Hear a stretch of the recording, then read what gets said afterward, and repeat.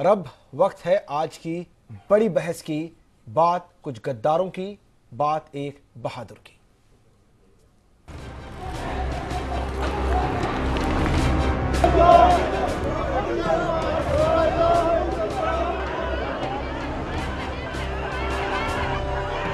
हमारे बेकसूर, हमारे ईमानदार अंकल को मार। हम इंडियन हैं, हम इंडियन हैं।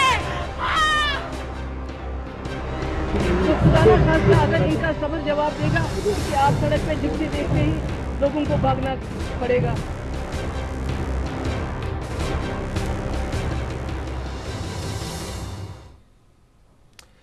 जम्मू कश्मीर में एक बार फिर एक पुलिस अधिकारी को ड्यूटी के दौरान अपनी जान से हाथ धोना पड़ा है।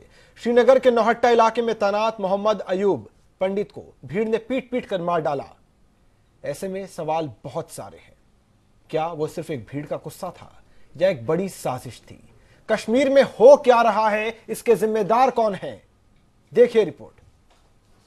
जवाब देगा तो फिर शायद वही खुदा ना खास्ता वो पुराना वक्त ना आए कि आप सड़क पे जिप्सी देखते ही लोगों को भागना पड़ेगा। ये आशंका है जम्मू कश्मीर की सीएम महबूबा मुफ्ती की। ये आशंका बेमानी नहीं है, ना ही बेसबब है। इस आशंका का बीज इन बेपनाह आंसुओं में छिपा है।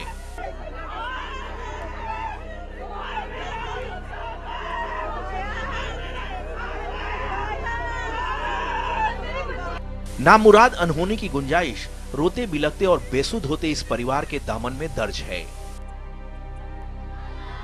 ये उस डीएसपी का परिवार है जिसे बीती रात अलगाववादियों और पत्थरबाजों ने पीट पीट कर मौत के घाट उतार दिया। 2 लोगों को अरेस्ट किया है और 3rd आइडेंटिफाई किया है। बाकी सबको भी they will have to face the law. जांबाज डीएसपी मोहम्मद अयूब पंडित नौहट्टा इलाके के जामिया मस्जिद के बाहर तैनात थे। आवाम की हिफाजत के लिए मुस्तैद थे, लेकिन पत्थरबाजों को ड्यूटी के लिए सब कुछ न्यौछावर करने की उनकी निष्ठा नागवार गुजरी। नतीजा ये हुआ कि फर्ज की बलिवेदी पर मोहम्मद अयूब कुर्बान हो गए और अपने पीछे घर वालों के लिए छोड़ गए उम्र भर का बेपनाह गम। मैंने इसको पाला है,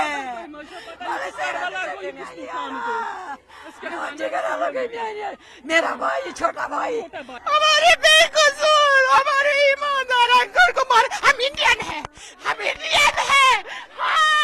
हम हैं। घर वालों के इस सोच का मतलब महबूबा बखूबी समझती हैं।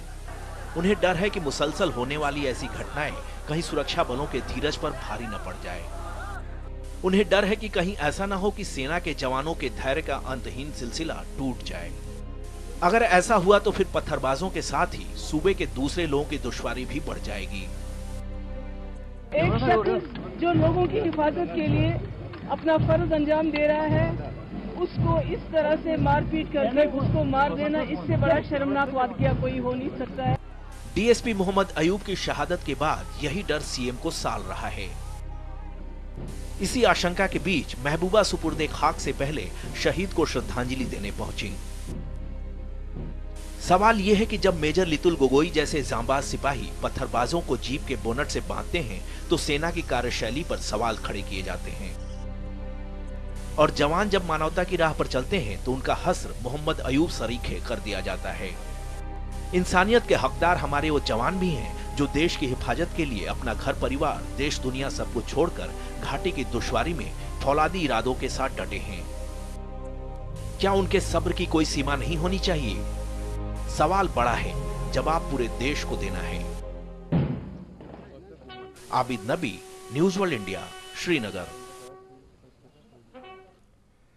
तो सवाल बहुत दिन से उठ रहे थे कि कश्मीर जल रहा है, कश्मीर का एक हिस्सा जल रहा है, और जो कश्मीरी कुछ हैं, भटके हुए कश्मीरी, जो कहा गया कि वो पत्थर फेंकते हैं सेना पर, जवानों पर, लेकिन उनकी इतनी जुर्रत बढ़ गई कि अब वो कत्ल कर रहे हैं जवानों का। मेहमान हमारे साथ हैं, नरेंद्र तनेजा हैं, प्रवक्ता है बीजेपी के, अभय दुबे प्रवक्ता कांग्रेस के, मेजर जनरल रिटायर्ड के सिन्हा हमारे साथ हैं, राहुल जलालिया वरिष्ठ पत्रकार हैं। नरेंद्र जी, सवाल मेरा पहले आपसे है, सरकार आपकी वहां पर है, आखिर ये क्या हो रहा है? इन पत्थरबाजों की हिम्मत इतनी बढ़ गई है कि अब वो हमारे जवानों का खून पी रहे हैं। मुझे बड़ा दुख है आपके सवाल सुन के। इस समय ये पूरे मुल्क का मसला है, आपका भी है, आप हिंदुस्तानी हैं ना, मैं भी हूं, सबका है। आप देख रहे हैं वहां क्या सवाल पे हालत दुख है। जताने आप से ये अच्छा देख रहे है हैं कि इस मस्जिद घटना के पर दुख जताइए अंदर नरेंद्र इबादत जी। के लिए सवाल पर नहीं, इस घटना पर दुख जताइए। सवाल तो पूछेंगे आपसे हम। अरे आप सुन तो लीजिए, थोड़ी सी तो तहजीब रखिए। आप मेरे भाव को तो समझिए। क्या हम डिस्कस कर रहे हैं ये तो समझिए। हम क्या डिस्कस कर रहे हैं? एक शहीद की मौत के बारे में बात कर रहे हैं। हम ये कह रहे हैं जहां मस्जिद में जहां इबादत हो रही थी वहां निकल के लोगों को ने मारा, एक डीएसपी को शहीद कर दिया, हम उसकी बात कर रहे हैं। मैंने तो भी वही इतना बात की। लंबा सवाल कर रहे हैं, थोड़ा सुनिए। अगर आपको आप सवाल ये तो पर देखिए अगर विषय आपको क्या सवाल डिस्कस पर कर दुख रहे हैं। होगा, अगर सवाल पर दुख होगा तो माफ कीजिए, जिस तहजीब को आप एक्सपेक्ट कर रहे हैं वो रखना मुश्किल होता है ऐसी तस्वीरें देखने के बाद। अरे मैं उसी की बात कर रहा हूं। आप इस पे अपनी जो है टीआरपी की रोटियां मत सेकिए। टीआरपी मत आपको फेंकिए लग रहा है, हम टीआरपी तो की सवाल रोटियां। उठाएंगे, भूल जाइए जिनको उस टीवी बात बंद को। करना हो मसला कर दे। क्या है? ये तकलीफ देश आप का लोगों की मसला है, ये दिक्कत है कि हम कोई सवाल पूछते हैं, आपको लगता है टीआरपी की रोटी हो रही है, तो सवाल पूछना बंद कर दें हम। आप देखिए बात सुनिए, ये दर्शक तय करेगा। आप जज हाँ, भी बन दर्शक जाएं, तय करेगा आप टीआरपी, एंकर- तो आप और हम नहीं बन टीआरपी की सकते, बात ना आप सिर्फ करें। एंकर हैं, आप सवाल और हम करिए। टीआरपी की मैं बात ना आपसे करें। आप सवाल का मैं जवाब बात- दीजिए मुझे। मैं बात कर नहीं, आपकी जो टोन पे इसमें मैं जवाब नहीं दूंगा। आप ऐसे मत करिए, आप कोई तानाशाह हो गए। आप एंकर हैं, बस सवाल करिए। मुझे पता है मैं दे रहा हूं, मैं सवाल दर्शकों को जवाब सवाल दे तो रहा हूं, देखिए आपको नहीं तीखा दे रहा। होगा। मैं घटना दर्शक से संवाद ऐसी कर अगर रहा हूं। घटनाएं घटेंगी मैं तो सवाल दर्शक से प्यार से संवाद नहीं कर रहा पूछा हूं। जा सकता। आप नहीं, आप बोलने नहीं दे रहे। आप सवाल का जवाब आप दीजिए। बोलने, आप मैं सीधे कह रहा सवाल हूं का कि जवाब दीजिए। कितना ये सेंसिटिव मुद्दा है। नहीं, वो सीधे जवाब कैसे दूंगा वो मैं अपने तय करूंगा। मैं आपकी डिक्टेशन नहीं लूंगा। आपकी ये जिस तरह के ये एंकरिंग आप कर रहे हैं, मैं उसमें आने वाला नहीं हूं। एंकरिंग पर मत आपने जाइए, मुझे कश्मीर में बुलाया जो हो रहा है है, उस पर बोलिए। आपने मुझे बुलाया, मैं इसलिए आया हूं। आप कश्मीर में मुझे जो हो पता रहा है उस होता पर आप जवाब ऐसे दीजिए बात तनेजा करेंगे, साहब। इतने सेंसिटिव नेशनल इशू पे आप ऐसे बात करेंगे तो मैं कभी नहीं आता। आप इतने सेंसिटिव इशू पे इस तरीके से बात करेंगे, इनसेंसिटिव तरीके से, वो मैं तो कभी नहीं आता। मुझे पता होता आप ऐसे बात करने वाले। मतलब हमको ये बताया जाएगा, अब मीडिया किस तरह से सवाल पूछे। सेंसिटिव मुद्दा है, राष्ट्रीय इतने सेंसिटिव मुद्दा है, बहुत दुखदाई मुद्दा है। और ये जो गुस्सा है ये दुख से निकला है, ये तकलीफ से निकला है। और आप लोग ये बैठ के तय करते कि हम सवाल कैसे पूछे। नहीं है ये, आप ये गुस्से का वक्त नहीं है। आप ये गुस्से का वक्त नहीं। आप देखिए मसला क्या है। आपको ये देखना है कि वहां पे एक मस्जिद के बाहर किस तरीके से एक डीएसपी का कत्ल हुआ, कैसे कत्ल हुआ, यह मुद्दा है। और जब इस तरह की बातें जब करी जाती हैं तो आंख थोड़ी भीगी होनी चाहिए। आप तो ऐसे दहाड़ रहे हैं, पूछिए नहीं।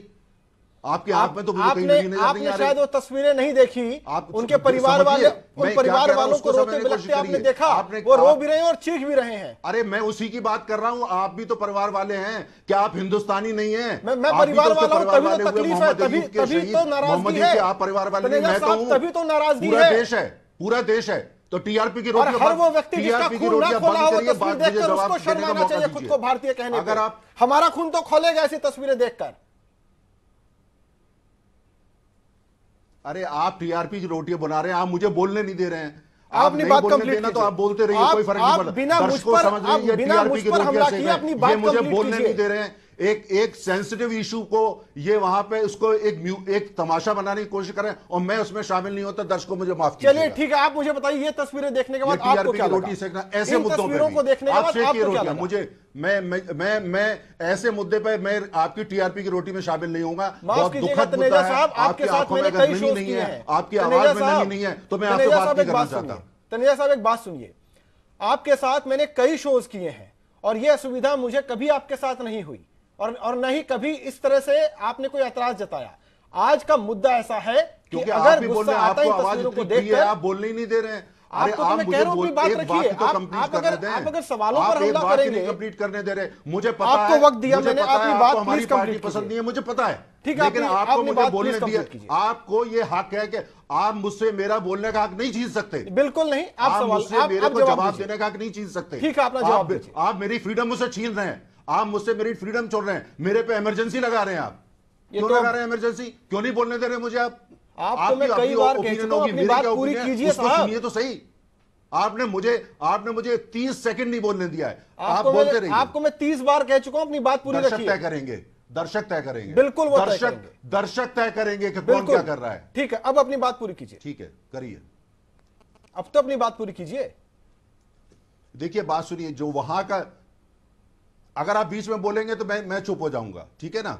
अच्छा देखिए, वहां जो मुद्दा हमको समझना होगा किस तरीके से वहां मस्जिद में प्रेयर्स हो रही हैं, उसके बाद लोग उसके एक वहां पे पुलिस के वो साहब, और वो वहीं के रहने वाले, उसी इलाके के रहने वाले हैं, उसको किस तरह से कत्ल कर दिया गया। मुद्दा यह है कि हालत यहां तक आ गई कि भाई उनका कत्ल कर दिया गया। और उसके बाद वो कौन लोग हैं जो अंदर भाषण देने वाले थे, वो कौन लोग हैं जो अंदर भाषण देने वाले थे उनका समर्थन करते हैं, उनके समर्थन में कश्मीर डेलीगेशन लेके जाते हैं, दिल्ली में उनके समर्थन में सेमिनार्स करते हैं, मीटिंग करते हैं, टेलीविजन स्टूडियो में आके उनका समर्थन करते हैं, उस बात को लेकर के वो सियासत करते हैं। कहां गए वो, मुझे तो नजर नहीं आ रहे, आपके चैनल पे भी नहीं दिख रहा आज तो। कहां गए वो लोग?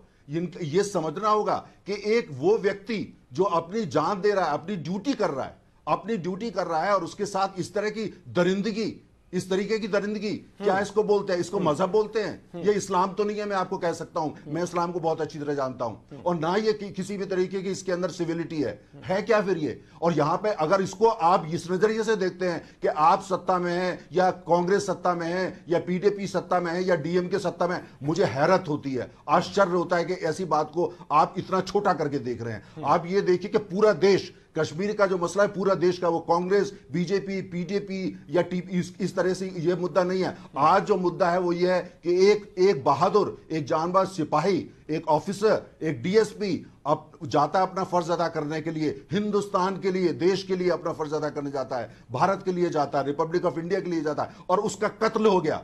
मसला यह है कि कत्ल हो गया, और किन लोगों ने कत्ल किया? वो लोग जो कि भारत में नहीं रहना चाहते, वो लोग जो ऐसी आवाज उठाते हैं जो पाकिस्तान को पसंद आती है, वो भारत के संविधान को नहीं मानते, और कुछ ऐसे लोग जो स्टूडियो में आके उनका समर्थन करते हैं, कुछ लोग ऐसे जो सियासी रोटियों के लिए उनका समर्थन करते हैं। ऐसी बात पे मेरी आंखों में नमी है, मेरी आवाज में नमी है। अगर आपके में नहीं है, आप करते रहिए अपना काम। बिल्कुल नहीं है, हमारे अंदर गुस्सा है, हमारा खून उबाल मारता है, हमारा खून इतना ठंडा नहीं हुआ है। चलिए, और मेहमान भी हमारे साथ हैं, हमारे साथ अभय दुबे हैं कांग्रेस से, के सिन्हा साहब हैं। के सिन्हा साहब, स्टूडियो में बैठ के उबाल से कुछ नहीं होगा। मौका देखिए, मौके की नजाकत देखिए, लोकतंत्र के अगर हम चौथे खंबे हैं तो हमारी जिम्मेदारी इसी तरह से, वो हमको मत बताइए हमें अपनी जिम्मेदारी कैसे और कहां पूरी करनी है, जब जहां जरूरत होगी वहां पूरी करेंगे। आपसे ज्यादा सिन्हा साहब, आपने सुना, इनको भी आपने सुना, तनेजा साहब को ये पूछ रहे हैं कि वो कौन थे जिन्होंने उसको मारा, लेकिन स्टेट, और ये साथ में ये भी कह रहे हैं कि जब लोग ये कहते हैं कि बीजेपी की सरकार है तो ये बहुत छोटी बात है।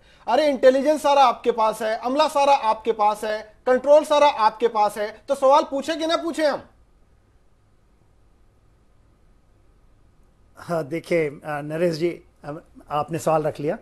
देखिए, मैं ये कहना चाहूँगा, ये तो आप सवाल पूछ रहे हैं, पूरा देश सवाल ये पूछ रहा है।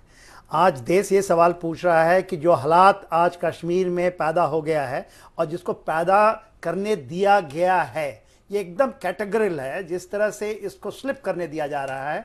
मेरे ख्याल से ये सवाल देश का हर एक नागरिक पूछेगा। देखिए, आज क्या कंडीशन है? कंडीशन ये नहीं है कि लास्ट 3 साल में क्या हुआ है। आज के दिन में तनेजा जी साहब भी कह रहे थे कि हुर्रियत की बात कर रहे थे, वो कि हुर्रियत जो सेपरेटिस्ट है, 93 के अंदर में हुर्रियत कॉन्फ्रेंस आई है, आप 93 में देखें। और ये सीएम मैडम कहती हैं कि 90s की हालत नहीं ले जाओ, क्योंकि पुलिस को इतना ज्यादा आप ना पीछे दीवार के ले जाओ कि वो रिटेलिएट करे। क्या बातें कर रहे हैं ये लोग? क्या किस तरीके की? ये 18 जून में जिस मट्टू की जब वहां पर अंतिम संस्कार हो रहा है, उस समय एक भी पुलिस वाला वहां नहीं होता है, और टेररिस्ट हवा में फायरिंग कर रहे हैं। वहां से 22 किलोमीटर दूर के अंदर में जो 6 जवान शहीद हुए थे, उसके गांव में एक भी लोग नहीं पहुंचते हैं, लोकल वहां के लोग पहुंचते हैं, उसकी शहादत को देखते हैं। और वो देखिए, उसके बाद क्या एक आता है कि रिस्ट्रेंट किया जाए, पुलिस रिस्ट्रेंट करे टेररिस्ट के ऊपर में कोई एक्शन करने के लिए। इस तरह का जब आदेश मिलेगा तो आप बताइए, जमीन में जालिमी हालात में पुलिस क्या करेगी? मैं पुलिस पर भी सवाल उठाना चाहता हूं। देखिए, ये डीएसपी साहब वहां पर पोस्टेड थे मस्जिद के एक पोस्ट के ऊपर में, और वो सिक्योरिटी विंग में, जिसमें कि सादे कपड़े के ऊपर में उनका नॉर्म है। मैंने भी कश्मीर में बहुत नौकरी की है, 20 साल तक नौकरी किया, इस इलाके का चप्पा चप्पा जानता हूं। वहां पर सिविल, क्योंकि वो सिक्योरिटी विंग से बिलोंग करते थे, वो सिविल कपड़े में थे, और क्या कर रहे थे?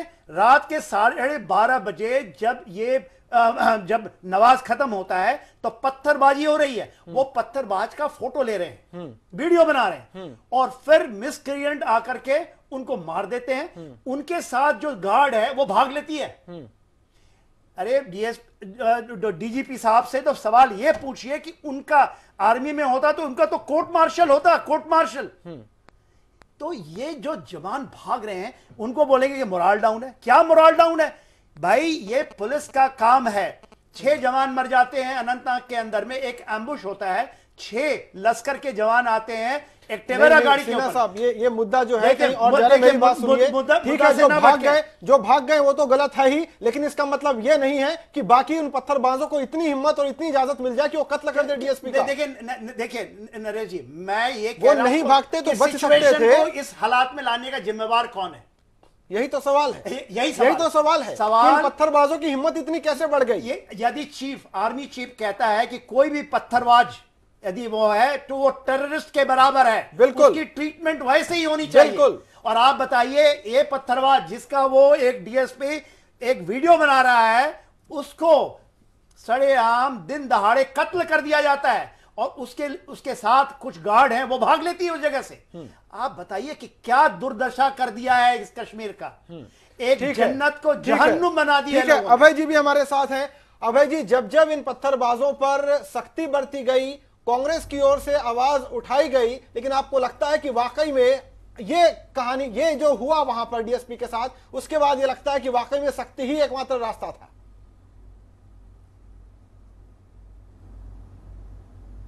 नरेश जी, देखिए, आप अगर अपने स्मृति पटलों को चिन्हित करें तो जब वहाँ सरकार नहीं थी और अप्रत्यक्ष रूप से मोदी सरकार का शासन था, तब आपको ध्यान होगा कि मसरत आलम का एक प्रिवेंटिव डिटेंशन ऑर्डर था जो वहाँ एसपी ने दिया कि अगर ये बाहर आ जाएगा तो परिस्थितियाँ बहुत खराब हो जाएगी।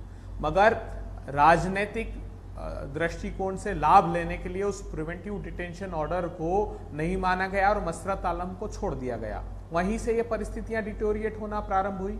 जब पीडीपी की सरकार ने शपथ ली, प्रधानमंत्री की मौजूदगी में प्रेस कॉन्फ्रेंस में मुफ्ती मोहम्मद सईद ने कहा कि मैंने प्रधानमंत्री को भी कहा है कि हम टेररिस्ट का, पाकिस्तान का और अलगाववादियों का धन्यवाद करते हैं कि उन्होंने ये चुनाव संपन्न कराए।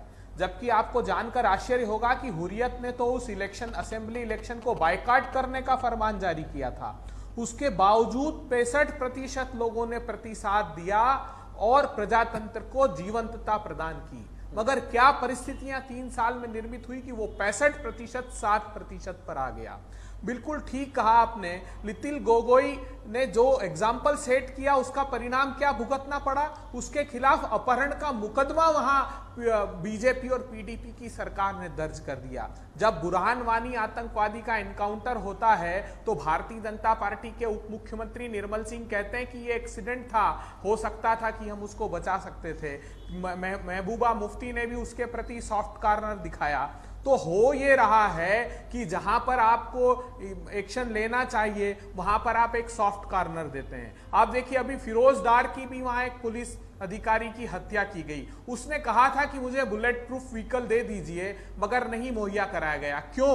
क्योंकि पुलिस मॉडर्नाइजेशन का जो फंड है वो यूपीए की सरकार के समय से अब तक 547 करोड़ दिए हैं। हमने 100 से 148 करोड़ रुपए पर एनम देते थे। मोदी सरकार ने आकर 15-16। अभय जी, ये बात नहीं कि कहीं जा रही है, लेकिन देखिए सवाल तो ये है कि मुद्दे पर राजनीति ज्यादा हो रही है। जब वो सख्ती बरतती है, जब बीजेपी वहां पर और पीडीपी गवर्नमेंट मिलकर पैलेट गन चलाती है, तभी आप लोग इसका विरोध करते हैं। और आज जब हालत ऐसी हो गई है तो आप कहते हैं कि इनका तो सॉफ्ट कॉर्नर है। पहले आप ये तय कर लीजिए कि वहां की गवर्नमेंट सॉफ्ट है कि हार्ड है। अरे आप राजनाथ सिंह जी जब गए थे वहां पर, देखिए ये बिल्कुल ठीक, मैं तनेजा जी की इस बात से सहमत हूं कि बहुत राजनीतिक वक्तव्य देने की अपेक्षा हमको साथ मिलकर, सोनिया जी ने तो ये उदाहरण भी प्रस्तुत किया कि हमारे शीर्षस्थ नेताओं की कमेटी बनाई सरकार के आग्रह के बगैर, जिसमें मनमोहन सिंह जी, चिदंबरम साहब, गुलाम नबी जी हैं, कि हम मिलकर कैसे वहां पर एक शांति की बहाली प्रक्रिया को फिर से प्रारंभ करें। क्योंकि 21 जुलाई की मीटिंग में महबूबा मुफ्ती ने कहा कि अगर कोई समाधान है तो मनमोहन सिंह जी के जो 5 वर्किंग ग्रुप का सॉल्यूशन था, जिसमें गुड गवर्नेंस था, जिसमें इकोनॉमिक रिफॉर्म था जिसमें उन्होंने कहा था कि सोसाइटी में कॉन्फिडेंस बिल्डिंग मेजर हमको लाने हैं, तो लेकिन जब वो प्रधानमंत्री जी से मिलने आती है तो कहती है कि परिस्थितियां यूपीए ने बिगाड़ दी और मोदी साहब इसका समाधान दे सकते हैं। चलिए दीजिए, हम साथ हैं, मगर कम से कम आप इनिशिएट तो कीजिए। आप ठीक है भाई जी, राहुल जी लाली हमारे साथ हैं। सर, आपके हिसाब से कहां फेल हो रहे हैं इन पत्थरबाजों की हिम्मत ऐसी किस तरह से बढ़ गई? कौन इनकी हौसला अफजाई कर रहे हैं? जैसा कि यहाँ पर बहुत क्लियर है कि यहाँ पर अलगाववादियों का सपोर्ट है, और जैसा कि मस्जिद के अंदर मीरवाइज फारूक अंदर थे, और कहा यह जा रहा है कि जब डीएसपी साहब पत्थरबाजों की वीडियो रिकॉर्डिंग कर रहे थे तो कुछ बहस हुई, अंदर जाकर किसी ने बताया कि मामला बाहर इतना बिगड़ गया है, और उसके बाद जो भीड़ है और आक्रामक हो गई, और जब भीड़ उन पर आमादा थी उनकी जान लेने को, उसके बाद फिर अंदर मैसेज गया, लेकिन मीरवाइज बाहर नहीं आए। तो आरोप यह लग रहा है कि कहीं ना कहीं मीरवाइज साहब का भी इसमें रोल है। तो अलगाववादियों की इतनी हिम्मत वहां पर क्यों बढ़ गई है? देखिए, ऐसा है, पहली बात ये तो कहानियां हैं, मीरवाइज ये भी कह रहे हैं कि वो थे ही नहीं वहां पे, उन्होंने एक चिट्ठी लिखी, बिल्कुल नहीं, वो उनका वो कहना है। अंदर जो जब वो थे वो किस किस्म के नारे लग रहे थे उसकी भी रिकॉर्डिंग है। क्या हो रहा था, माहौल क्या बन रहा था, जाकिर मूसा को कैसे याद किया जा रहा था, ये सारी चीजें भी हैं। पर इन सब डिबेट में ना जाएं कि हम सबको पता है कौन क्या है कश्मीर में। मामला ये है कि ये आज जो हुआ है ये आतंकी एक और कड़ी है, ये टेररिज्म है, और जिन्होंने ये किया है वो सब आतंकी हैं, उनको पत्थरबाज ना कहिए, ये कंफ्यूजन में ना रहिए। इस कंफ्यूजन, देखिए पत्थर से भी मरता, ये तो हाथों से मार दिया उन्होंने एक जवान को। वह वो वीडियो ले रहा था या वहां पे तैनात था सिक्योरिटी के लिए, क्योंकि ये पूरी रात वो कल जश्न रहता है, और जो ये रात थी ये एक मुकद्दस रात मानी जाती है इस्लाम में, जब आप किसी को मारते नहीं है, और उसमें इन लोगों ने ये किया, तो ये आतंक के अलावा और कुछ नहीं है। तो इस गलतफहमी में ना रहे, और इसमें जिम्मेदारी तो फिर तो कहानी चले जाती है 1947। अब बात उस पे नहीं जाने की, आगे क्या। अगर तनेजा जी से सवाल पूछना है तो शायद सवाल ये होना चाहिए कि अब क्या। महबूबा मुफ्ती ने ये जरूर कहा कि पुलिस आते से बाहर हो जाएगी, तो अभी तक उनके हाथ बांधे क्यों रखे गए? सवाल ये भी है कि अगर पुलिस अब अगर आते से बाहर हो जाएगी, किस आते से बाहर हो जाएगी? एक लॉ के अंडर तो उनको काम करना है, पर साथ में वो जब काम करते हैं तो उन्हें ये ना कहा जाए कि ये मत करो, ऐसे मत करो, इसको छोड़ दो। ये सब चीजें कब बंद होगी? कि मुझे खुद मालूम है कि कैसे लोगों को पकड़ा नहीं जाता। आप देखिए, ये एक छोटी चीज याद करिए, आज से 3 महीने पहले यही डीजी पुलिस ने एक फरमान दिया था, एक आईजी के लेवल से आया था, सॉरी, कि उन्होंने कम से कम 80 हैंडलर्स को आइडेंटिफाई किए हुए हैं जो स्टोन थ्रोअर, स्टोन पेल्टर को प्रेरित करते हैं कहां जाना है, और उनको आइडियोलॉजी से भी भर देते हैं। और उन्होंने ये भी कहा था कि उनकी हम काउंसलिंग करेंगे। अब 3 महीने हो गए, आज तक एक भी को नहीं पकड़ा गया। सवाल ये है क्यों नहीं? तो ये सरकार से नहीं पूछेंगे तो फिर किससे पूछेंगे हम ये सारे सवाल? बिल्कुल बिल्कुल। ठीक है, एक छोटा सा ब्रेक लेंगे। सारे मेहमान हमारे साथ बने हुए हैं, हमारे सवाल बने हुए हैं। एक ब्रेक के बाद फिर लौटते हैं।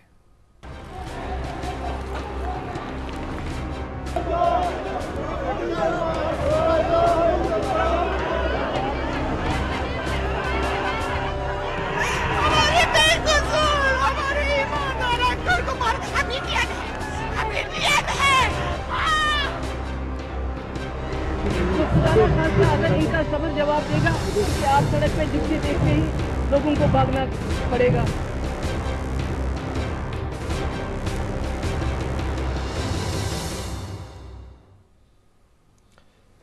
तो जो हुआ कश्मीर में, कुछ गद्दारों ने, कुछ पत्थरबाजों ने, या यूं कहें कुछ आतंकियों ने डीएसपी की पीट पीट कर हत्या कर दी। और इसी पर हम बात कर रहे हैं कि आखिर ये स्थिति इतनी बिगड़ क्यों गई है, और जिन्होंने ऐसा किया है कब उन्हें चिन्हित कर कर उनको, उनके साथ कानून की भाषा उनको समझाई जाएगी और सख्ती बढ़ती जाएगी। हमारे साथ मेहमान सारे मौजूद हैं। तनेजा साहब, मैं आपसे समझना चाहता हूं, जो ये कहा जा रहा है कि अंदर मीरवाइज थे और उन्होंने भड़काया, इस पर आपकी रिपोर्ट क्या कहती है? क्योंकि रिपोर्ट यह भी आ रही है कि मस्जिद के अंदर उस वक्त जब मीरवाइज अंदर थे, जियो जियो पाकिस्तान के नारे भी लग रहे थे। आपकी रिपोर्ट अब तक क्या कहती है? देखिए, पहली बात तो मैं आपके माध्यम से आपके दर्शकों से कहना चाहूंगा कि मुझे कांग्रेस के प्रवक्ता बोले, कोई बोले, आपने एक दफे किसी को नहीं टोका और आप मुझे जो है एक सेकंड नहीं बोलने देते हैं। तो दर्शक तय करें ठीक है, क्या बात है, ठीक है, क्यों मेरा हक नहीं है?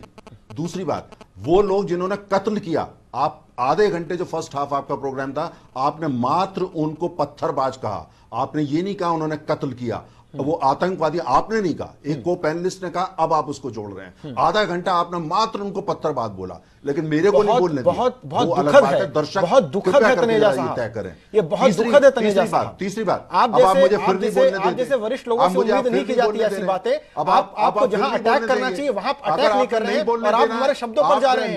हमारा जो मकसद था वो हमने क्लियर किया, हमने कहा कि वो आतंकी थे। तानाशाही नहीं चलेगी, आपकी तानाशाही नहीं चलेगी। कांग्रेस के प्रवक्ता को आप नहीं टोकते, मुझे टोकते हैं। बस यही सब, इन्हीं सब में उलझे रही है, प्रवक्ता ने इन्हीं सब में उलझे रही है। बहुत बढ़िया है, उनका 6 महीना प्रवचन हुआ, आपने एक दफे नहीं टोका। मुझे क्यों टोकते हैं आप? ठीक है, मुझे क्यों टोकते हैं? ठीक है, देश मुझे भी देख रहा है, देश आपको भी देख रहा है। प्लीज, वक्त की कमी है, अपना जवाब कंप्लीट कर दीजिए। आप करिए, ठीक है, आप करिए। मुझे नहीं, आपको कांग्रेस का प्रचार करना है, करिए। मैं जा रहा हूं यहां से, करिए कांग्रेस का प्रचार। आपको ऐसा क्यों लगा कांग्रेस का प्रचार हो रहा है? कांग्रेस से क्या सवाल किया गया, आपने सुना था? आसान है ना भागना, भागना आसान है, आप भागिए। कांग्रेस से क्या सवाल था, आपने सुना था? देश आपको देख रहा है कि आप जवाबदेही से भाग रहे हैं। सरकार आपकी है, राज्य में, देश में आपकी सरकार है, और जब जवाब देने की बारी आई तो आप भाग रहे हैं। देश आपको देख रहा है। हमारे साथ इरफान हाफिज लोन है, अलगाववादी नेता है, फोन लाइन पर। हाफिज साहब, ये जो हुआ है इस पर आपके पास क्या जानकारी है? ये स्थिति वहां पर क्यों हुई और जिन लोगों ने मारा डीएसपी को वो कौन थे? सबसे पहले सोनी जी, मैं आपको ये स्पष्टीकरण देना चाहता हूं। मैं अलगाववादी संगठन से बिलोंग नहीं करता हूं। मैं एक साधारण व्यक्ति हूं, समाज सेवक हूं।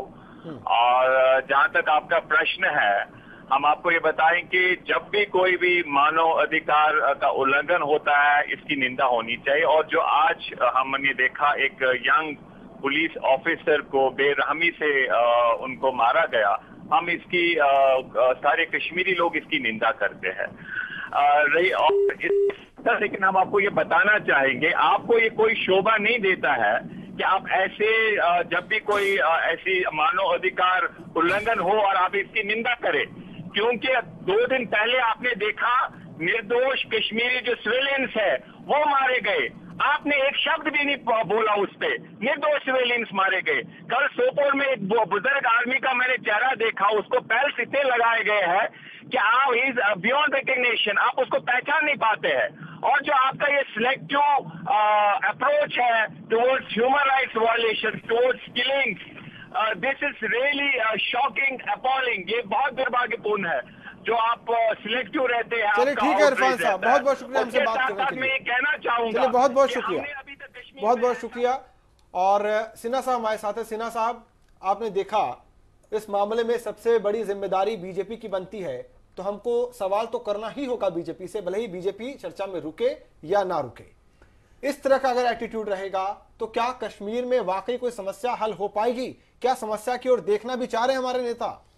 नरेश जी, जो तीखे सवाल चाहे कोई आप एज ए एंकर या पूरा देश उठा रहा है, तो आपको पूरा अधिकार है, मुझे अधिकार है, पूरे देश को अधिकार है। जो परिस्थिति आज पैदा हुई है, ये कोई बीजेपी और कांग्रेस का ये नहीं कह सकता कि मैंने स्थिति को बना दिया और दूसरे ने बिगाड़ दिया। ये successive government of the day ने इसको डिटोरेट किया है। ये कंडीशंस जो आज क्रिएट हुए हैं, ये कहेंगे कि 90s में जो मुफ्ती साहब कह रही हैं कि 90s में जो हम आ जाएंगे, ये नहीं है। आज की जो कंडीशंस हैं वो बहुत ही चैलेंजिंग है और बहुत ही ज़्यादा खौफनाक है। आज के दिन में देखिए, आज से 2 दिन बाद आज ईद मनाया जाएगा, आज कर्फ्यू लगा हुआ है। और जो अलगाववादी हैं, वो अलगाववादी इसको एक कलर देना चाहते हैं, मुस्लिम कलर देना चाहते हैं। उन्होंने, आपने सुना होगा, मीरवाल साहब को एक स्टेटमेंट दिया है। ये ईद के बाद यदि वायलेंस बढ़ता है, 29 तारीख से आप देखिए वहां पर यात्रा शुरू होने वाली है, अमरनाथ यात्रा। यदि कंडीशन बिगड़ता है तो कश्मीर किस दिशा में जा रहा है, पुलिस का मनबल गिर रहा है। और टोटल देखिए, यदि आप कहेंगे 18 जून को सीएम कहती हैं कि रिस्ट्रेंड आप करें, आप वो सभी को पुलिस को कहती है रिस्ट्रेंड रखिए अपने ऑपरेशंस में, ठीक है। और एक डीवाईएसपी का सरेआम कत्ल होता है जब वो एक्सेस कंट्रोल में लगा है, ठीक है। देखिए नरेश जी ये इसकी सवाल नहीं है।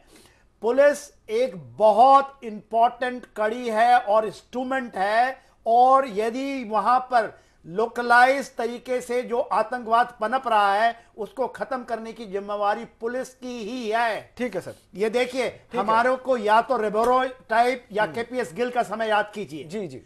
खालिस्तान का जो आतंकवाद है खत्म करने का श्रेय उनको जाता है एक स्ट्रॉन्ग पुलिस एक्शन से।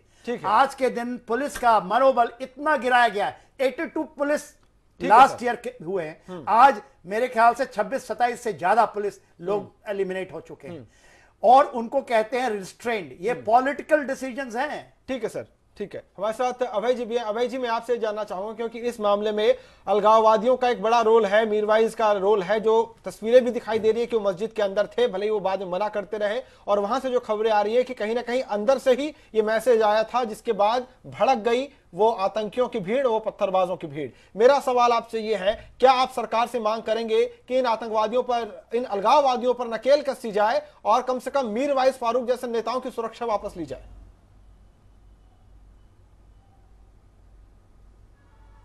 देखिए नरेश जी, बड़ा प्रश्न ये है कि उस सरकार से ये डिमांड करना जो अपने कॉमन मिनिमम प्रोग्राम में अलगाववादियों को स्टेक होल्डर बताकर बात करने की बात करती हो, जो आर्टिकल, हाँ यही तो मैं कह रहा हूं कि वो अलगाववादियों को स्टेक होल्डर मानते हैं अपने कॉमन मिनिमम प्रोग्राम में, भारतीय जनता पार्टी और पीडीपी, और वो कहते हैं कि आर्टिकल 370 बरकरार रखेंगे, एफ्स्पा को हम रिव्यू करेंगे, डिस्टर्ब एरिया को रिव्यू करेंगे। और जो मैंने बड़ा प्रश्न खड़ा किया, जितनी भी डिबेट में मैं था, भारतीय जनता पार्टी के प्रवक्ताओं ने कहा कि लितिल गोगोई पर हम एफआईआर तुरंत विड्रॉ कराएंगे, लेकिन वो आज तक नहीं हुई। तो मनोबल अगर आप एक तरफ गिराओगे और दूसरी तरफ अपेक्षा करोगे कि उनके खिलाफ सख्त कार्रवाई करें, वो तो करिए, मगर डायलॉग को इनिशिएट वहां के लोगों से कैसे करेंगे, आप मांग करेंगे क्या? तरीका निकालना पड़ेगा। आप मांग करेंगे क्या? आपने खुद ने सुन तो ली, बिल्कुल मांग क्या करनी है, तुरंत एक्शन होना चाहिए। मीरवाइज फारूक की सुरक्षा हटनी चाहिए क्या? इसकी मांग करेंगे क्या? एनआईए ने 1 साल पहले से इन्वेस्टिगेशन स्टार्ट किया। ठीक है जिलानी साहब, वही तो कह रहा हूं कि आप पहले भी आईएनआईए ने कहा कि पाकिस्तान से फंडिंग मिलती है अलगाववादियों को, उसके बावजूद हम अलगाववादियों को सुरक्षा देते हैं, मजबूरी क्या है हमारी? बिल्कुल, देखिए ये तो मेरी भी समझ में नहीं आता मजबूरी क्या है। फिलहाल ये भी मैं आपको याद दिला दूं कि मीरवाइज की जेड सिक्योरिटी दी गई है, जिस किस्म की सुरक्षा उनके पास है, तो ये विड्रॉ क्यों ना किया जाए, और ये विड्रॉ पहले क्यों नहीं हुआ, ये तो सवाल जो है जिनसे पूछना था वो तो अब है नहीं हमारे साथ, और ये सवाल बिल्कुल जायज़ है कि, और ये खुद अलगाववादी कहते कि हमें सिक्योरिटी नहीं चाहिए, तो फिर हम इन पे थोप क्यों रहे हैं, सिक्योरिटी हटा दें सब के सब, हम इन्हें बचा के क्यों रख रहे हैं? एक, क्योंकि इसी मस्जिद के अंदर सिर्फ जो स्लोगन आपने कहा, मैं उसको दोहराऊंगा नहीं, वही नहीं, जाकिर मूसा जो हिजबुल जिसने छोड़ा था आतंकी, जिसने ये भी कहा है कि वो इन हुर्रियत वालों को टंगा देगा, क्या उसके खतरे से हम इनको सिक्योरिटी दे रहे हैं? और जाकिर मूसा के नारे तो उसी मीर जामा मस्जिद में ही लगे थे कल, तो इसको ना भूलें हम। तो किसके तार कश्मीर में कहां जुड़े हैं ये तो आपको साफ दिख रहा है, उसके बावजूद हम सिक्योरिटी दे रहे हैं। पर ये छोड़िए, सिक्योरिटी की बात नहीं है। मुझे लगता है कि कश्मीर की तरफ केंद्रीय सरकार को, वहां केंद्रीय सरकार और खासकर बीजेपी जिनका एक हाथ है लोकल सरकार में, जो हिस्सेदार है वहां पे, एक फर्म पॉलिसी बनानी चाहिए।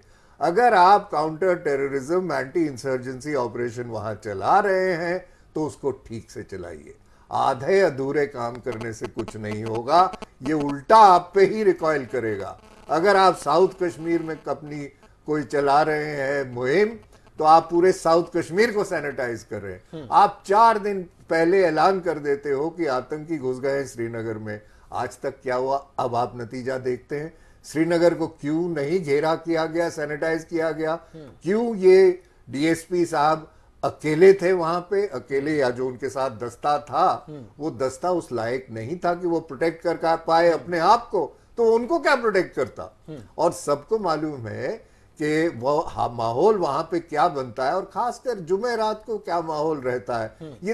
ये हिस्ट्री जानता है कि हर जुमे की नमाज के बाद कश्मीर में, और खासकर इस इलाके में नौहट्टा, ईदगाह, ये जो इलाका है, हर जुमे की नमाज के बाद वहां पे पत्थरबाजी होती थी। ये आज से नहीं है, ये बहुत सालों से चल रहा है। तो इस माहौल में उनको वहां डिप्लॉय किया गया और उनको सही प्रोटेक्शन भी नहीं दी गई। तो ये जम्मू कश्मीर पुलिस की जो लीडरशिप है उन पे एक बहुत बड़ा सवाल है, और स्टेट की जो हुकूमत है उनको बैठ के, क्योंकि एक आपको याद होगा एक यूनिफाइड कमांड वहां पे बनी हुई है जिसमें महबूबा उसमें रहती हैं, और आर्मी है, जम्मू कश्मीर पुलिस है उस कमांड में, उस यूनिफाइड कमांड काउंसिल में। तो इन सबको मिलके तय करना चाहिए कि आतंक से लड़ना कैसे है, और जब लड़ेंगे तो फिर उसे अंग्रेजी में जिसे कहते हैं ना हाफ वे हाउस, वो ना करिए, क्योंकि फिर आप कहीं जाने नहीं वाले हैं और ऐसे ही शहीद होते रहेंगे और हम शहादत कब तक देते रहें। आपने कहा हाफ वे हाउस नहीं होना चाहिए, लेकिन पूरा इंतजाम करने के लिए हमारी पार्टियों के पास क्या वो इच्छा शक्ति है क्या? बिल्कुल, वो क्या उसके है, लिए वो क्या है पॉलिटिकल विल चाहिए। वो क्या है जिसने उनके हाथ बांध रखे हैं? देखिए, सवाल तो सीधा है, आप साफ देख रहे हो कि क्या है। सवाल ये है कि ये एक अंग्रेजी में एक कहावत है, willing to hurt but afraid to strike, कि वो चोट पहुंचाना भी चाहते हैं पर डरते हैं चोट देने में। तो जब तक आप इस दुविधा में रहो तो कुछ नहीं होने वाला। ठीक है कि इन्हें कुछ ठोस डिसीजन लेने हैं कश्मीर के बारे में, कश्मीर की सरकार के बारे में, और सरकार वहां पे क्या करे, और सबको मालूम है करना क्या है। आप सिचुएशन को स्टेबलाइज तो करिए पहले, और स्टेबलाइज आज सिक्योरिटी मेजर के अलावा कुछ नहीं होगा। पॉलिटिकल फॉर्मूला, पॉलिटिकल सोल्यूशन वो बात की बात है। मेरे ख्याल से राहुल जी शायद एक सवाल भूल गए हो या बताना नहीं चाहते हो।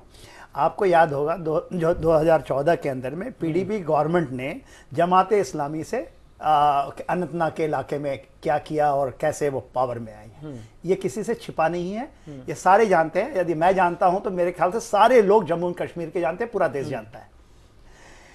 तो आज के दिन में जब आप बताइए 18 जून के अंदर में 6 पुलिस वाले मारा जाता है एक एम्बुश के अंदर में, और उस एम्बुश में मालूम है क्या है, वो 6 जवान हैं और 6 टेररिस्ट आते हैं एक गाड़ी के अंदर में, और ये एक तरह की पिच फाइट है, और उनके हथियार को भी लूट ले जाते हैं, उनके पूरे शरीर को छत बिछत कर जाते हैं। आज तक 18 से आज हम 23-24 तारीख के ना तो एक आतंकवादी पकड़ा जाता है। वो तो ये बताइए, और पुलिस को ये पूरे बातें पता होती हैं। नरेश जी, मैं आपको बार बार ये बताना चाहता हूं, ये सारे चीज यदि आप खत्म करना चाहते हैं आतंकवाद के अंदर जो कश्मीर के अंदर है तो उसमें आपको वेरी स्ट्रॉन्ग पुलिस को एक्शंस लेने पड़ेंगे।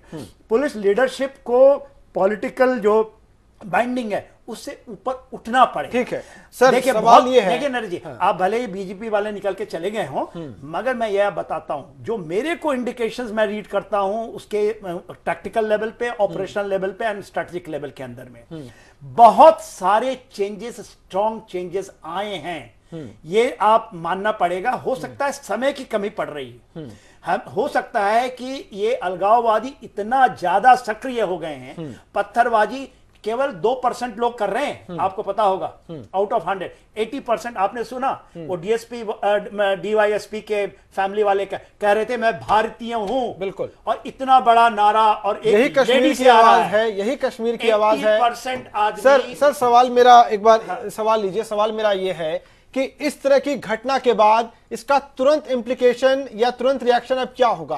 क्या पुलिस वालों में भी वो गुस्सा आएगा, उनका खून खौलेगा और वो ज्यादा वहां पे अटैकिंग हो जाएंगे, तनाव बढ़ जाएगा क्या कश्मीरियों के बीच में, खास तौर पर कि जो आतंकी थे वो तो मारकर चले गए, इसका खामियाजा कौन? मार के नहीं चले गए, 2 जिंदे पकड़े गए हैं, 2 पकड़े गए हैं, 3 बोलते हैं आइडेंटिफाई कर लेंगे, 3 को आइडेंटिफाई कर लिया है। इस घटना का असर और बोलते हैं कि उसकी पुलिस कार्रवाई होगी। अरे ये कोई थानेदारी की कार्रवाई है, ये आतंकवाद का कार्रवाई है। यदि पाकिस्तान, यदि वहां पे जो स्कूल में बॉम्बिंग हुई है, यदि फील्ड कोर्ट मार्शल करके पख्तून लीडर्स को एलिमिनेट कर सकता है सारे, तो ये तो भारी भारत देश है। भारत देश में एक स्ट्रॉन्ग एक्शन मैसेज मिला था प्रेजेंट गवर्नमेंट की तरफ से, जब चीफ अकेला नहीं बोलता, मैं भी फौज में रहा हूं और लंबे समय तक, और प्रेजेंट चीफ को मैं उनका कलीग रहा हूं, तो मैं जानता हूं जो स्ट्रॉन्ग मैसेजेस आ रहा है ये गवर्नमेंट का मैसेजेस हैं, मगर जमीन में इंप्लीमेंटेशन जो होनी है वो तो पुलिस ने करनी है। यदि उसके हाथ बांधे जाएंगे लोकल। इस घटना के बाद आपको लग रहा है कि इन पत्थरबाजों का हौसला और बढ़ जाएगा और ज्यादा जुर्रत ये करेंगे, उस तरह की घटनाएं और देखी जाएंगी, ऐसा आपको कहीं कुछ लग रहा है क्या? मेरे को लगता है शायद ये एक मोड़ है, ये एक मोड़ है। यदि इस मोड़ में चाहे वो पीडीपी वाले हों, चाहे सेंट्रल गवर्नमेंट के हैं, यदि हमें होम मिनिस्ट्री स्टिल ये कहती है कि नहीं अभी स्पेस है जहां पे हम बैक को टच कर सकते हैं, ये पॉइंट ऑफ नो रिटर्न पर आ चुका है कश्मीर।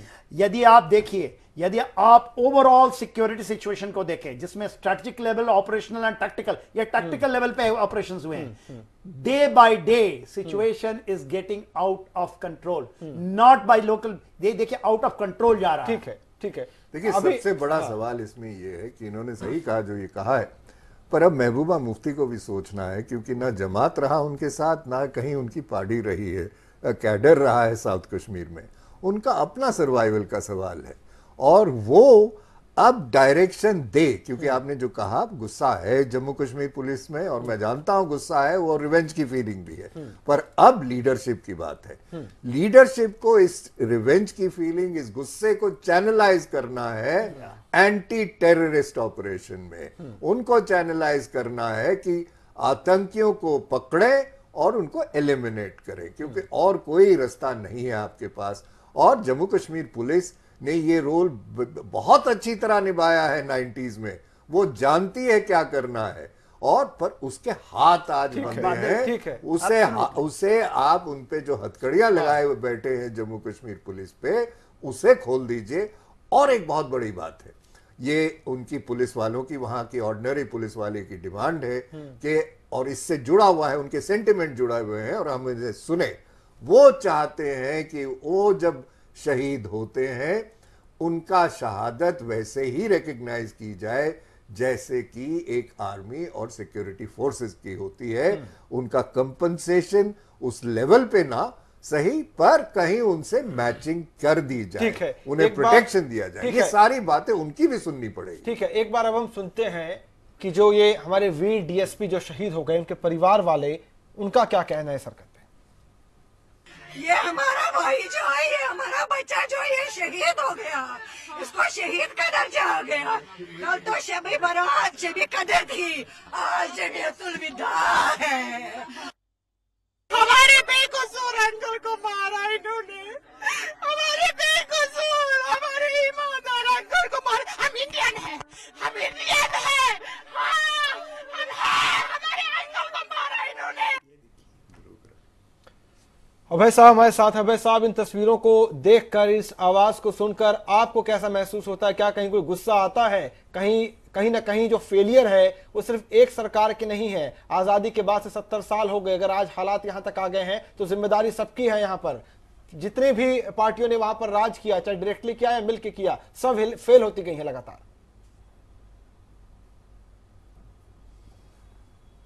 देखिए अब ये सारा हम इतिहास से प्रतिशोध तो ले नहीं सकते नरेश जी, जो ये कहें। आज हम क्या कर सकते हैं कलेक्टिवली, उस पर हमको काम करना चाहिए। देखिए इस आवाज में एक जो स्वर आया कि हम इंडियन हैं, तो ये बात बिल्कुल ठीक कही गई, अभी हमारे पैनलिस्ट ने कही कि 80 से 85 और 90% तक वहाँ हिंदुस्तान के प्रति आस्था रखते हैं और कश्मीर हमारा अभिन्न अंग है, वहाँ के नागरिक हम लोगों के भाई बहन हैं।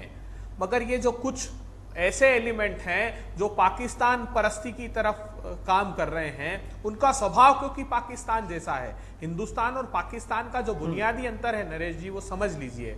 हम लोगों ने 4 साल में अपने प्रोविजनल कॉन्स्टिट्यूशन को, अपना संविधान का स्वरूप दिया 1950 में, और आज विश्व का सबसे खूबसूरत प्रजातंत्र है।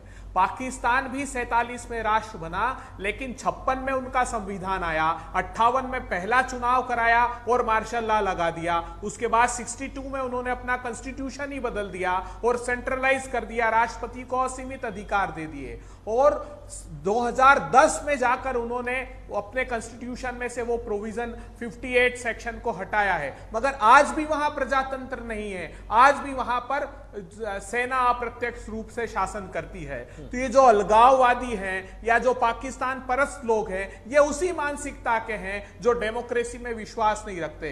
तो इनको हमको अलग ट्रीटमेंट देना होगा और वहां की जनता को हमको इस बात का आभास भी कराना होगा, जैसा प्रधानमंत्री जी ने कहा कि 82,000 करोड़ रुपए का पैकेज देता हूं। आरटीआई में खुलासा हुआ कि आज तक कोई पैसा जम्मू कश्मीर को नहीं दिया गया, ना बिहार के पैकेज को दिया गया। तो डिलीवरेबल्स भी साथ में वहां के लोगों का विश्वास जीतने के लिए हमको देने होंगे, और इनके साथ जितना सख्ती से हम निपट सकते हैं निपटे, लेकिन लोगों की आस्थाओं को भी वहां हमको जीतना होगा। ठीक है सिन्हा साहब, आपने एक बात कही थी कि अब कश्मीर एक टर्निंग पॉइंट पर आ गया है। इस मोड़ के आगे आप क्या बदलता हुआ देखा है? नरेश जी देखिए, जिस तरह से सिचुएशन चल रही हैं और जो मैं सिचुएशन को रीड कर रहा हूं, आप सर्जिकल स्ट्राइक से लीजिए, उसका सिलसिला लीजिए, और एक army chief out of president, out of turn, जो ऑर्डर ऑफ प्रेसिडेंट्स के अलावा भी उसको सेलेक्ट होता है, जो कि एक सोल्जर है, जो कि इन्फेंट्री का है और इस इलाके में उसने नौकरी की है, और वो आकर के टफर एक्शंस की बात करते हैं। मैं आज से 2 साल पीछे की कार्रवाई ले जाता हूं। 2 साल पहले इसी तरह की जब कार्रवाइयां होती थी और कोई जवान ने कोई एक्शन किया हो चेक पोस्ट के अंदर या किस तरह, तो उसका कोर्ट मार्शल हो जाता था, इसी फॉर टफर एक्शंस। और आज के दिन में एवरीवन, क्योंकि ये देखिए, हमें गवर्नमेंट ऑफ द डे को यदि हम ऐसे कहेंगे कि नहीं गवर्नमेंट ऑफ द डे काम नहीं कर रही है, इसके लिए समय लगेगा। ये पॉइंट ऑफ नो रिटर्न है, इसका इन्फिल्ट्रेशन इतना ज्यादा हो गया है कि देखिए मस्जिद के अंदर में जो ये जब हम ईद मना रहे हो या जब हमारे पास रमजान का समय चल रहा हो, उस दौरान सबसे ज्यादा शांति होती थी जम्मू कश्मीर में, भाईचारा होता था। और आज के दिन आप बताइए, उस एक फ्राइडे 12 बजे रात के बाद 12:30 बजे कत्ल हुआ है, वो Friday, last Friday before the Eid के अंदर में हुआ है। तो देखिए वाहिविज्म कितनी ज्यादा पैर पसार रहा है, और ये 2-3% है। और ये पूरी, जैसे राहुल भाई बता रहे थे कि देखिए उनके पास 80-85 लोग हैं हार्डकोर। आप क्यों नहीं एलिमिनेट? पुलिस के पास लिस्ट है सर, डीजीपी साहब जानते हैं। डीजीपी साहब भी यदि पॉलिटिकल लीडर की तरह बात करेंगे और एक्शंस नहीं करेंगे, आ गया है समय जबकि आप केपीएस गिल पैदा करना पड़ेगा। और देखिए, आपको ये छीन के लेना पड़ेगा अधिकार पुलिस को, क्योंकि एक्शंस उनके हैं। यदि उनको नहीं करने दिया जा रहा है, जवान उनके मर रहे हैं। 82 जवान लास्ट ईयर मरे उनके, आज ऑलरेडी 30 के आसपास आंकड़ा पहुंच चुका है। जवान तो उनके मर रहे हैं। तो वो लीडरशिप को स्ट्रॉन्ग पोजीशंस लेने पड़ेंगे, डिली डाली करेंगे तो सिचुएशन और डिटोरिएट होगा। ठीक है राहुल जलाली साहब, शो को समेटने का वक्त है। आखिरी कमेंट में आपसे चाहूंगा, क्या करने की जरूरत है? हम नहीं चाहते हमारे और जवान वहां शहीद हो, खास तौर पर इस तरह से भीड़ के आड़ में जो आतंकी वहां पर काम कर रहे हैं वो इसी तरह से हमारे जवानों को मारते रहे, वो बर्दाश्त नहीं है। क्या करना होगा सरकार को? देखिए, अब तो बात यह है कि एक मोड़ सही में आ गया है, पर कई मोड़ कश्मीर में ऐसे आए जिसका फ़ायदा हम नहीं ले पाए, और हमें सारा मालूम है क्या करना होगा। सख्ती कुछ करनी पड़ेगी आपको, क्योंकि अमरनाथ यात्रा है, ये ना भूलिए। हमारा अगला मोड़ 29 से अमरनाथ यात्रा शुरू है, और इस माहौल में यात्री जब जाएंगे, उन पे कुछ हो जाए तो बहुत ही बड़ी चिंता रहेगी, पूरे देश में कुछ हो सकता है। तो इसीलिए हमें सख्ती बरसनी पड़ेगी। और जम्मू कश्मीर पुलिस को, जैसे कह रहे हैं जनरल साहब, एम्पावर करना पड़ेगा कि वो आतंक की लड़ाई में फोरफ्रंट में रहे और ये डिसीजन स्टेट गवर्नमेंट को सेंटर के साथ बिल्कुल लेना पड़ेगा। ठीक है। और इसे आगे बढ़ाना पड़ेगा। डीजीपी के जो अभी स्टेटमेंट्स आए हैं कुछ ढीले हैं, उन्हें भी ये समझाना पड़ेगा कि वो जम्मू कश्मीर पुलिस को एक एंटी टेररिस्ट फोर्स बनाए जो वो था। ठीक है सर, ठीक है, बहुत बहुत शुक्रिया जलाली साहब आपका, सिन्हा साहब आपका, अभय जी आपका भी बहुत बहुत शुक्रिया। चर्चा यही खत्म करेंगे, लेकिन सवाल बने रहेंगे कब तक हमारे जवान कश्मीर में यूं ही मरते रहेंगे। और सवाल यह भी है कि इन अलगाववादियों को जो पाकिस्तान की सरपरस्ती में वहां पल रहे हैं और भारत में छेद कर रहे हैं, हमारे जवानों का खून ले रहे हैं, उन पर सख्ती कब होगी, कब तक हम उनको पालते रहेंगे, कब तक सुरक्षा देते रहेंगे, सुरक्षा वापस क्यों नहीं होती। नमस्कार।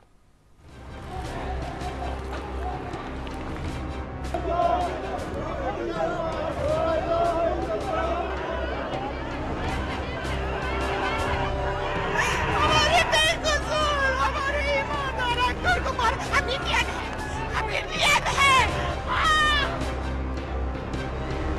पुराना खासा अगर इनका सबर जवाब देगा कि आप सड़क पे जिससे देखते ही लोगों को भागना पड़ेगा।